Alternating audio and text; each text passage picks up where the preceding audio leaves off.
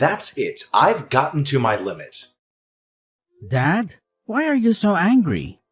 From today onward, I never want to see or hear from you again. You're no longer my son. You're dead to me. I cannot have a stain like you on my name. So I'm a stain on your name now, aren't I? And why exactly? Because I took on a few silly tattoos? A few?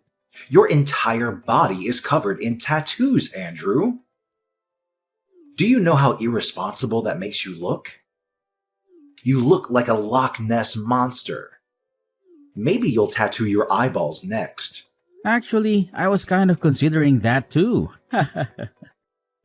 You see what I'm saying? No remorse whatsoever. You don't even feel remotely sorry for what your irresponsibility has cost me in my company. Remorse? Why? You want me to feel sorry for doing what I love? Why should I do that? You're a worthless son. You know that, right? I've lost a lot of contracts in the past few months because of you. Some of my associates think I'm the father of a hoodlum. One even said I can't handle his job if I can't handle my son. Can you imagine that? So I'm guessing you want to handle me now. Exactly. I need you out of my business and out of my life before it gets out of hand. Okay, but you remember that I was the one who helped you reel in all the contracts you currently work on, right? You lost your flair for pitch-perfect presentation years ago, Dad. You buried them all in the numerous women you brought to bed. Don't you dare talk to me like that, boy. I am your father. Are you? I thought you were disowning me just now, no? Get your story straight, Dad. I think it will interest you to know that I have another son, too. Before you start feeling yourself so much, Brandon is my well-groomed, picture-perfect son. He'll take over the company after me and do all the things you think you used to do for us. Brandon will take over the company. Do you even know how stupid that sounds? How many times had Brandon been in any of our training and meetings? Just the training, right? Brandon will get his training. How hard can that be? Look at it this way. If you can actually train yourself, Dad, then you can train Brandon because he actually took after you crazy and unstable. All right, that's enough. Andrew, this is the exact attitude I can no longer have in my house or in my company. We both know I never wanted to be involved in your company. I've always wanted to be an artist. I simply carried out my duties because I was under pressure to be the ideal heir to you. But not anymore. You do not deserve my loyalty. Especially because you're a narrow-minded person who does not accept people the way they are. You feel everybody has to fit into the mold you have created. That's not true. You know, I was proud of you in the beginning. Only because you never knew you'd have another son. You've always told me this. You kept me because you thought Brandon would never come along. You planned to usurp me even from birth. Your mother abandoned you after giving birth to you. She no longer wanted to be with me, so she left. She threw you onto a busy highway, just hoping a car would run along and crush you to shreds. That's why you have that disgusting scar on your wrist. And that should always serve as a reminder that I've been nothing but good to you. You should be grateful. You shouldn't have brought this up, Dad. You know I took my first tattoo just to cover up that scar. Do you always have to say things that hurt me? I don't care how you see it, Andrew. You're a lot of bad luck, and I just want you out of this family. Fine, I'll leave. Thank goodness. I'll send in documents for you to sign in this regard. Documents? Yes, accepting that you're no longer a part of this family. Relinquishing the family name and all whatnot. You'll no longer have access to the house or any rights to my company. Is that all? Yes, and please make it quick. I need the documents returned to my desk as soon as possible. I'll do all that you've said. However, the same arrangement applies to you. I'm no longer your son. Never call, text, or contact me ever again for any reason whatsoever. I'll also not be available to fix things when Brandon eventually messes everything up for you. Ha ha, you wish. You can go to hell for all I care. Just make sure you never return.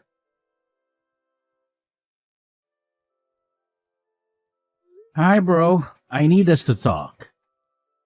Do you have a second to spare? Is that a question? You know I'll always have time for you. What's poppin'? Mr. Ingram disowned me. Mr. Ingram? Your dad?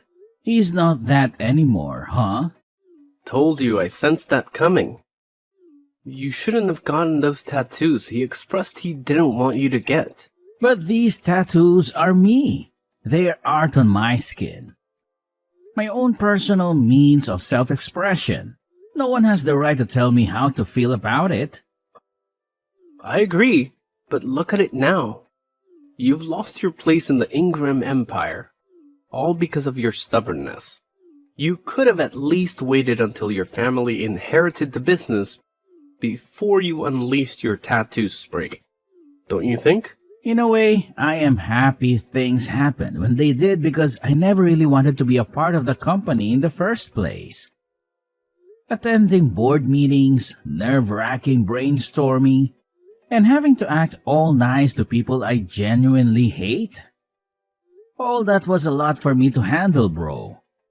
I really could have quit at some point myself if he had not already disowned me. Mr. Ingram just made my ordeal a whole lot easier. It's the way you say Mr. Ingram, as if he was never your father. Was he, though? You're very rock-headed. You know that, right? Yeah, I agree. Enough about that silly man already. So what's the plan? I just need a place to crash for the night. You know, you didn't really have to text me. You could have just come straight to my place. I honestly didn't want to be a bother. You can never bother me. You're my bro. Or have you disowned me too? You joke about everything. I'm sorry. Just pull up at the crib. Thanks a lot, Kevin. I'll be gone before you know it. You can stay as long as you like. I don't mind. I was hoping to get my own place soon, though. We'll discuss that when you get here. Let's start by getting you off the streets. Thank you so much, bro. You're a lifesaver. It's really nothing. The little things brothers do for each other, right? Yeah.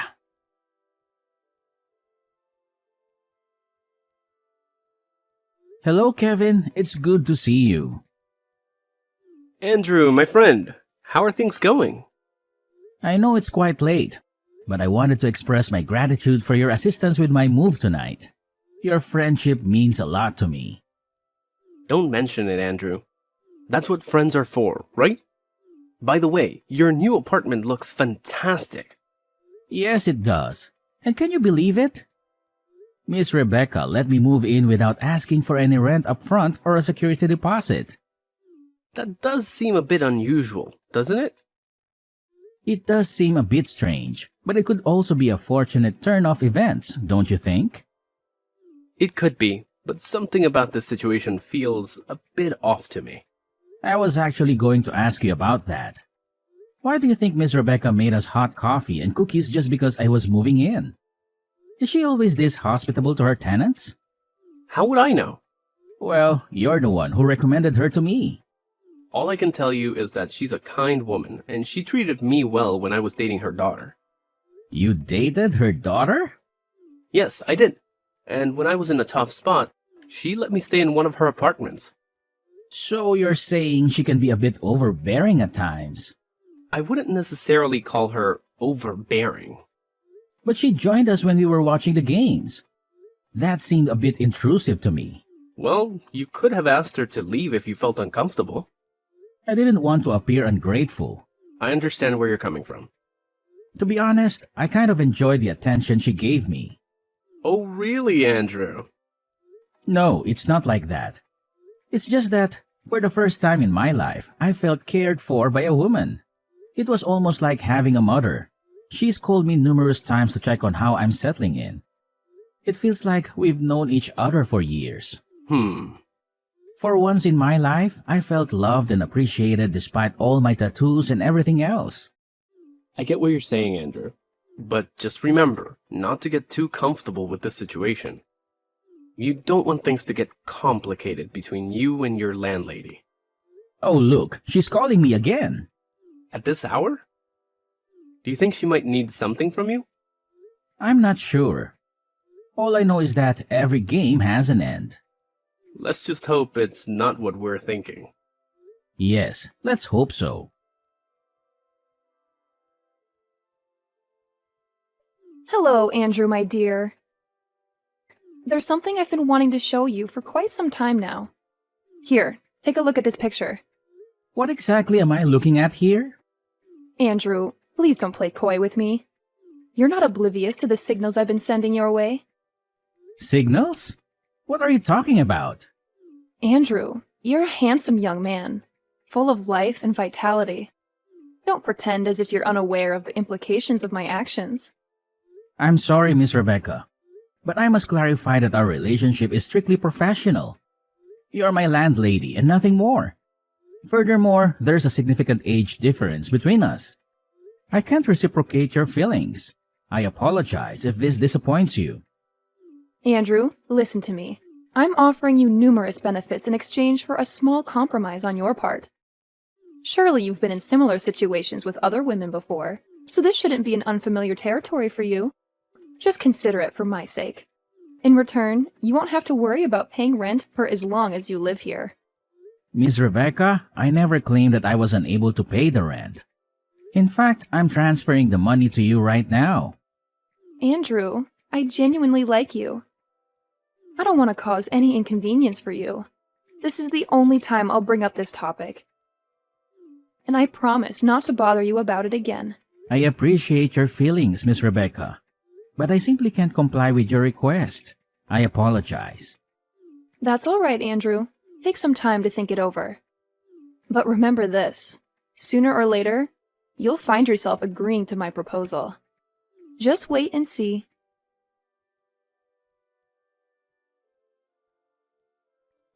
Hello, Andrew. I hope you're doing well. Miss Rebecca, what do you want from me this time? You've been calling me nonstop. I don't want anything from you, Andrew. I just felt the need to apologize to you for my inappropriate behavior. Apologize? For what? For the way I acted earlier. I realize now that it was wrong of me to make advances on you. It's all right, Miss Rebecca. I'm not angry with you. But you should know that everyone in this complex holds you in high regard. You wouldn't want to tarnish that respect by behaving inappropriately. No, of course not. I don't usually behave like that. It's just that, the moment I laid eyes on you, Andrew, I felt an intense attraction towards you. It was as if we had known each other for a lifetime. My initial instinct was to pursue a romantic relationship with you, which is why I was so forward with you. But now I realize that my approach was wrong. You remind me so much of my son. Your son? Yes, my son, King. I lost him when he was just 2 years old. I had to leave his father because I feared for my life, but that decision turned out to be the biggest mistake of my life. When I tried to get him back, his father had already left town with him. The fear of never seeing my son again was haunted me ever since. But when I saw you... I'm sorry. I shouldn't burden you with my sad stories. No, it's okay, Miss Rebecca. We all experience loss at some point in our lives. In fact, I never knew my mother either. My father told me she left us when I was 3 years old. Oh, Andrew. I'm so sorry to hear that. It's all right, Miss Rebecca. Sometimes sharing our tragic experiences with others helps us overcome them. Would you like to continue your story? Well, there isn't much more to tell. We were married for 3 tumultuous years because his father insisted on it. If he hadn't married me, he wouldn't have been appointed as the CEO of his father's company. But more than that, they needed an heir to carry on the family legacy. So after our son was born, Leonard didn't want anything more to do with me. He became violent and made several attempts on my life. Despite everything, I stayed because of our son. But one day it became too much. Did you say Leonard? Yes, Leonard. He was a cruel and wicked man. Pure evil. That day, he wanted me out of his house immediately, but I refused to leave without my son. In his rage, he smashed a wine bottle against the wall and threw it at me. I managed to dodge it, but then my 2-year-old son walked into the room. He got caught in the crossfire, and the flying glass cut his wrist. What? That day was the last time I saw him. After that incident, I ran away, but now I realize that leaving was the biggest mistake of my life. Later on, Leonard remarried and had another son with his new wife. Now, all of these years later, I don't even know if my son is alive or dead.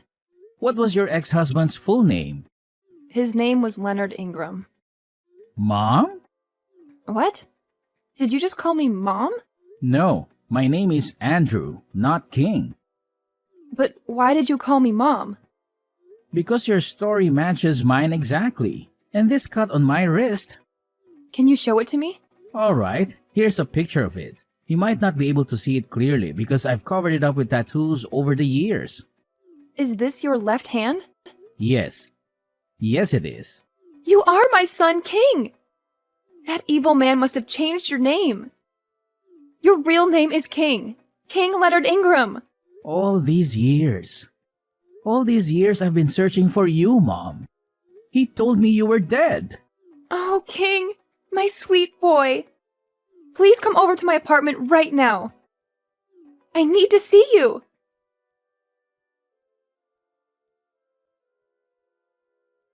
Come back home, Andrew. I need you. Excuse me? Who is this? And how did you get my number? How can you not know who I am? I'm your father, boy, and don't play dumb with me. I know you've been keeping tabs on me. Correction. I'm no longer a boy. I'm a grown man now. And secondly, I don't have a father, so I don't know who this is. And thirdly, I haven't been keeping tabs on you.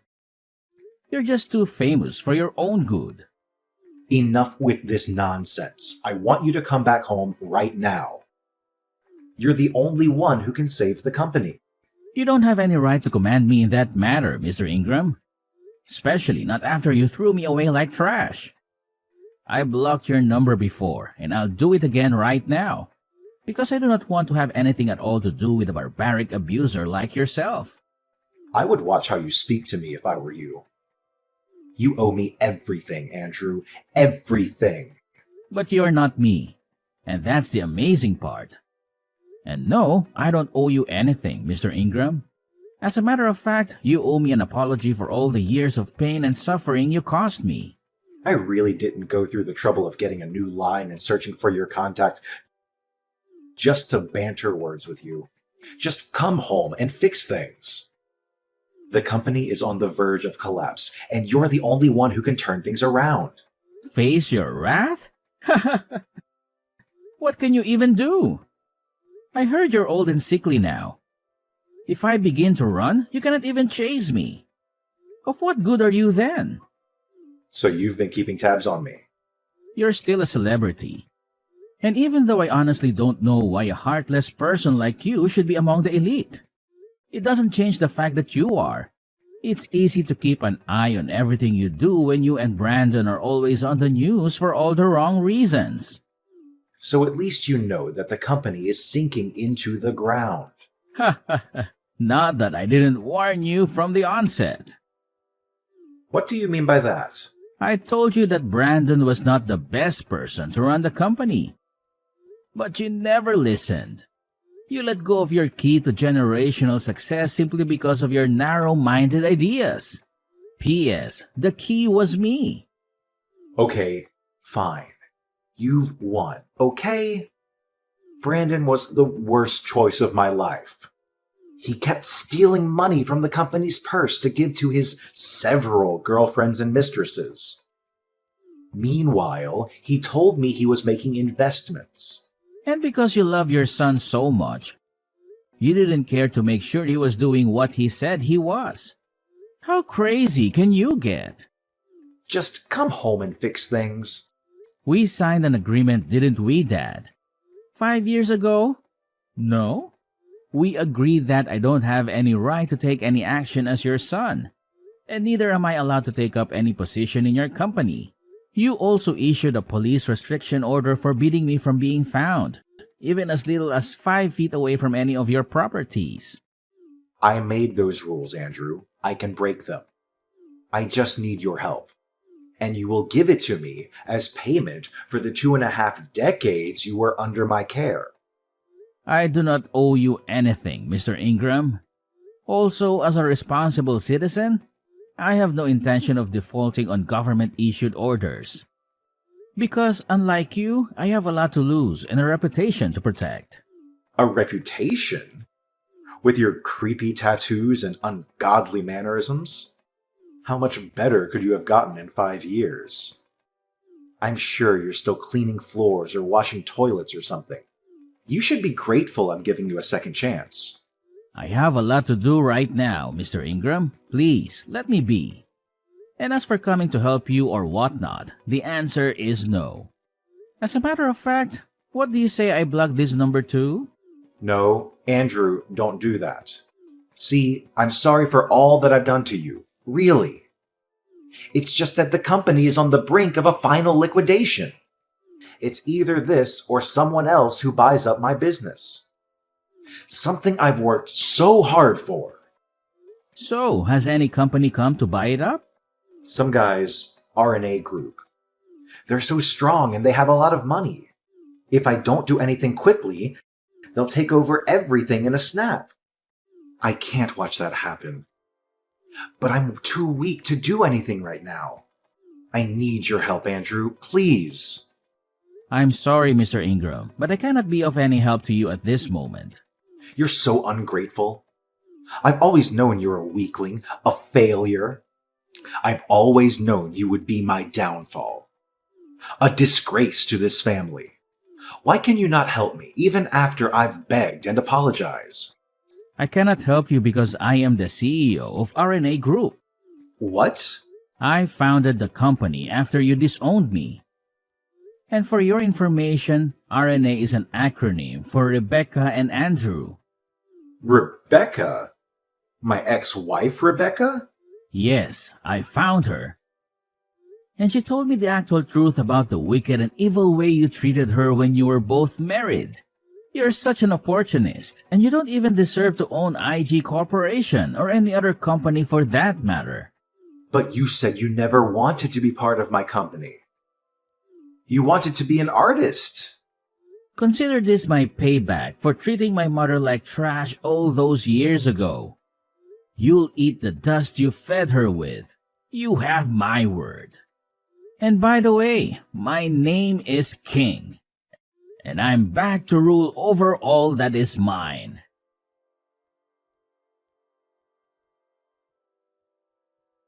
As the CEO of RNA Group, I had the resources and influence to rescue IG Corporation from the brink of collapse.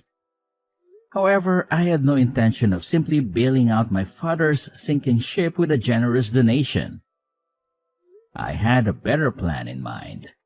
I negotiated a merger between the two companies, proposing that my mother, Rebecca, be appointed as co-CEO alongside me. Rebecca, a brilliant businesswoman and the rightful heir to the empire, had suffered for years at the hands of my dad. She had been forced to leave him and me when I was just a toddler, after he tried to kill her with a broken wine bottle.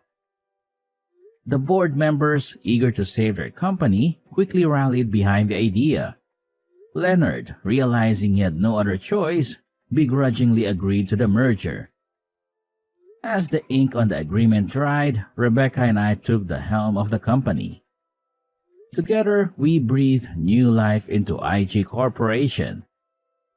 My innovative ideas and my mom's strategic vision revitalized the once faltering empire in a surprising turn of events.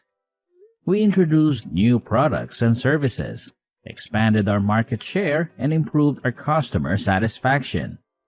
My unconventional appearance and tattoos became symbols of creativity and resilience. In the end, Leonard and Brandon were ousted from the company and their family home, ultimately turning the tables and returning Leonard to a life of retribution and regret.